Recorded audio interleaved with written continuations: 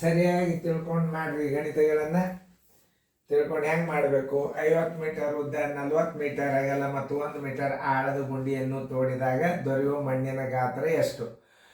ಅಂದ್ರೆ ಘನಫಲ ಅಂದ್ರೆ ಕಟ್ಟಿಗೆ ಒಂದೇ ಅಂತ ತಿಳ್ಕೊಬಾರ್ದು. ಈಗ ನಾವು ಇದನ್ನ ನೀರಿನ ಟ್ಯಾಂಕ್ ಕಟ್ತೀವಲ್ಲ ನೆಲ ಹಡ್ಡುದು, ಅದಕ್ಕೆ ಆಳ ಗುಂಡಿ ಅಂತಾರೆ. ಅದಕ್ಕೆ ಈ ನೀರಿನ ಟ್ಯಾಂಕ್ ಕಟ್ಟಬೇಕಾದ್ರೆ ನಾವು ನೆಲದಾಗ ಏನು ನೀರಿನ ಟ್ಯಾಂಕ್ ಕಟ್ತೀವಲ್ಲ ಅದಕ್ಕೆ ಆಳದ ಗುಂಡಿ ಕೋಳು ತೆಗಿದು ಅಂದ್ರೆ ಹಡ್ಡೋದು ಅಂದ್ರೆ ತಳಗ ಹೌದು ಮಾಡಿದಂಗೆ. ಹೌದಂದ್ರೆ ತಳಗ ನೀರಿನ ಟ್ಯಾಂಕ್ ಕಟ್ಟಾಗ ಅದಕ್ಕೆ ಏನಂತಾರ ಗುಂಡಿ ಅಂತಾರೆ. ಕನ್ನಡದಾಗ ಅರ್ಥ ಮಾಡ್ಕೋಬೇಕು ನೀವು.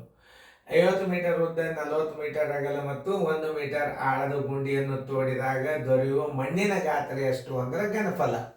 ಘನಫಲ ಬರಬರಿ. ಯಾಕಂದ್ರೆ ಆಯತಾಕಾರದ ಘನಫಲ ಅದ. ಘನಫಲ ಬರಬರಿ. ಉದ್ದ ಗುಂಡ್ಲೆ ಅಗಲ, ಉದ್ದ ಗುಂಡ್ಲೆ ಅಗಲ ಗುಂಡ್ಲೆ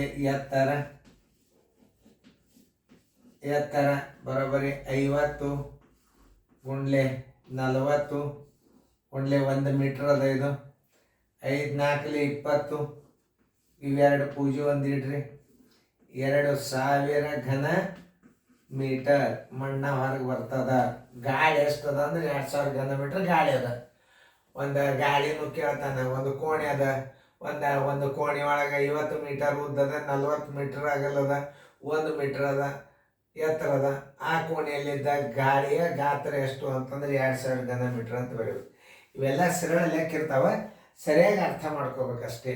2000 ಘನ ಮೀಟರ್ ಉತ್ತರ ಸಂಖ್ಯೆ ಎ. ಘನಫಲ ಅಂದ್ರೆ ಏನು? ಉದ್ದ ಗುಂಡ್ಲೆ ಆಗಲ್ಲ. ತುಂಡಿನ ಅಳತೆ ಕಂಡು ಹಿಡಿಯಾಗ ಒಂದು ಸ್ವಲ್ಪ ಹುಷಾರಲ್ಲೇ ಮಾಡ್ಬೇಕಷ್ಟೇ.